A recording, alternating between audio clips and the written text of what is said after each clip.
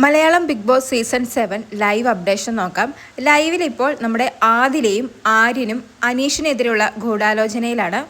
ആദിലയും ആര്യനും plan ചെയ്തിരിക്കുന്നത് ഇന്ന് ഒരു കാരണവശാലും അനീഷിനെ കൊണ്ട് ഒരു ജോലിയും ചെയ്യിപ്പിക്കരുത്, എന്ത് ജോലി ചെയ്താലും അത് തടസ്സപ്പെടുത്തണമെന്നാണ്.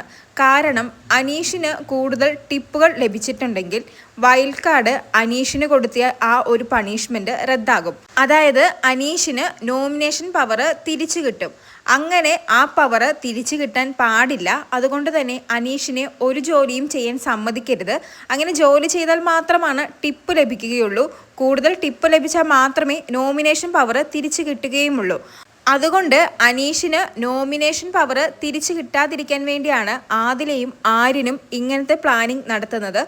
കൂടാതെ രാവിലെ അനീഷ് ജനറൽ മാനേജറായ ലക്ഷ്മിയോട് ഇന്നലത്തെ കാര്യത്തെക്കുറിച്ച് സംസാരിക്കുമ്പോൾ ആര്യനെക്കുറിച്ച് പറയുന്നത് സെക്യൂരിറ്റിയുടെ മുൻ കാമുകൻ എന്നാണ്. അതായത് സെക്യൂരിറ്റി നമ്മുടെ ജിസയിലാണല്ലോ, ജിസേലിൻ്റെ മുൻ എക്സ് ലവറാണ് ആര്യൻ എന്നാണ് അനീഷ് പറയുന്നത്. എന്തുകൊണ്ടാണ് അനീഷ് അങ്ങനെ പറഞ്ഞതെന്ന് അറിയില്ല. എന്തായാലും ആര്യൻ ആ സമയത്ത് ചെറുതായിട്ട് അനീഷിനോട് ചൂടാകുകയും അനീഷ് അതിന് സോറി പറയുകയും ചെയ്തിരുന്നു. ആ ഒരു ദേഷ്യവും ആര്യൻ ഇപ്പോൾ മനസ്സിലുണ്ട്. അതുകൊണ്ട് തന്നെ അനീഷിന് ഒരു വിധത്തിലും ആ നോമിനേഷൻ പവർ തിരിച്ചു കിട്ടരുതെന്നാണ് ആദിലയും ആര്യനും പ്ലാൻ ചെയ്തിരിക്കുന്നത്.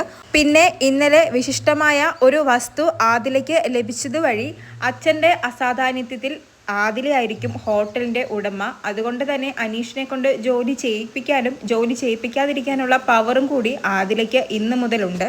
എന്തായാലും എന്താകുമെന്ന് കാത്തിരുന്ന് കാണാം. കൂടുതൽ ലൈവ് അപ്ഡേറ്റുകളുമായി വീണ്ടും വരാം.